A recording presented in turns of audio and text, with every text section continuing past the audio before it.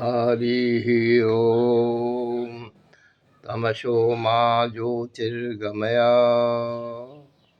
असतो मा सतगमय मृत्युर्गमय। हे सर्वोत्तम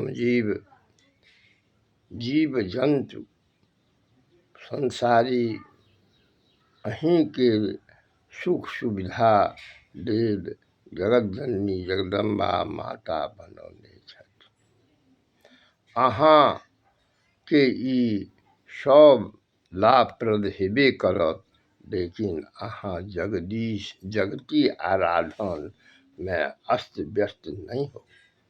ई माया थी और मायापति महामाया अहाँ के जगदीश दिश आकर्षित हो। ताहि में अहाँ के 25 गुण सो उपकृत है तथा जगत दिश जायब तो 15 अवगुण से प्रभावित है। अतः हम अहाँ लोकन के किछ संत स्वभाव के प्रत्यक्ष दिग्दर्शन करबै छी।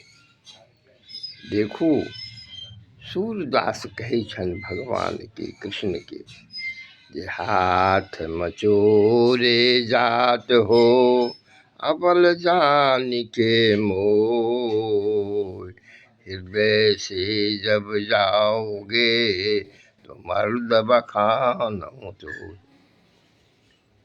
रावण के हृदय में सीता अनवरत बैसल रही छथिन। लक्ष्मण और अगस्त कही छथिन हे राम, 29 बांध लियो, 2800 ओकरा विचलित क सीता के ध्यान से हृदय ध्यान से हटाओ और 2900 ओकरा नाभि में जे अमृत छै सोखू, तखन विशिष्ट वशिष्ठ के बाल से मारू मरत।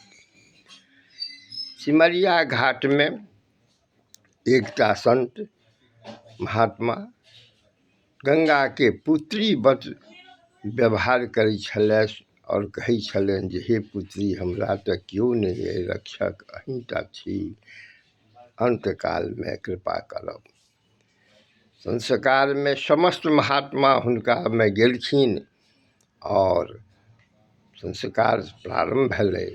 मध्य गंगा से एकटा मोटगर सांप छत्र कारणे गंगा से बाहर भेलै। सब देखलखिन, सब पलायन केलनि, चारू बार घूमि कऽ चलि गेलै, किया तऽ नागलोकक सेहो उपासक छलाह, नाग कन्याक उपासक छलाह। देखल संसक फेर अबैत गेला, देखलखिन मध्य गंगा से गंगा माई के बड़का ऊँच से एकटा जल प्रवाह आबि रहल है। सब भगला और सबटा के समेत में लकड़ी पकड़ी जतेक बहन महात्मा जी के समेत गंगा में विलीन। हमर बात सुन, 15 दिन में चूड़े दही खाइत रहि गेलहुँ। परिणाम कफ वायु भऽ गेल।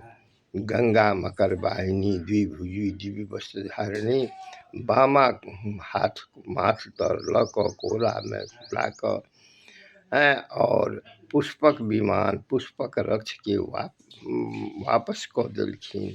हमरा नहीं जाय देलनि। हमरा तो देखते छी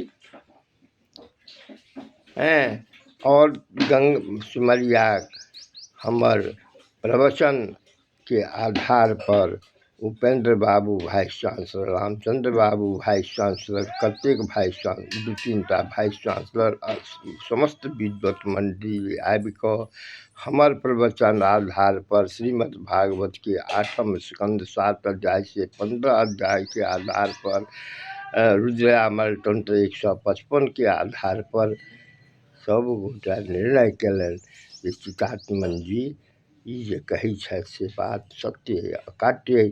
हमरा लोकन एक अहाँ के कुंभ समर्थन में समर्थित छी। हरिद्वार में चितात्मन महात्मा हमरा बैसाक हमरा दुनू प्राणीके बैसाकऽ संकल्प लेलनि। सिमरिया अयला तऽ लोक विरोध कहलकनि हम शरीर त्याग देब। प्रत्येक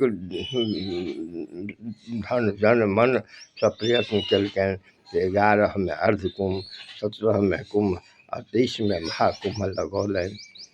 धन्य धन्य हे गंगे। और हम अहाँके लोक हमर यूट्यूब में पढ़ब, सिमरियोसँ पढ़ब, अन्यत्रोसँ पढ़ब, बहुत किछु भेटत।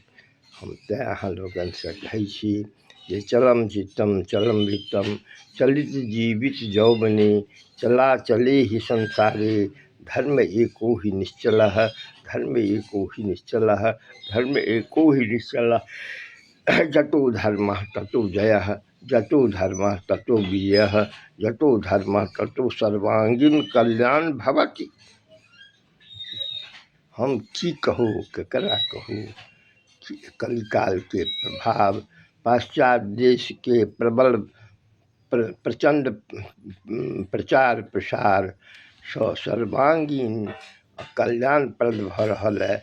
जाबत तक राम राज्य के राजवंश के स्थापित नहीं है, राम राज्य की कृष्ण राज्य के व्यवस्था नहीं है, ताबत तक हमरा जे भारत माता कोढ़ करेज देखौलनि हैं घाव पर चित्र, तिनका हम किछु नहीं कऽ पबै छियनि।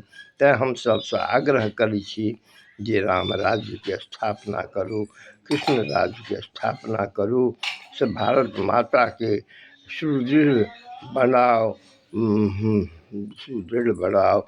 समस्त विश्व अहाँके दिस ताकि रहल है, प्रतीक्षा कऽ रहल है। ओकर प्रबल प्रमाण प्रस्तुत करू, प्रस्तुत करू, प्रस्तुत करू।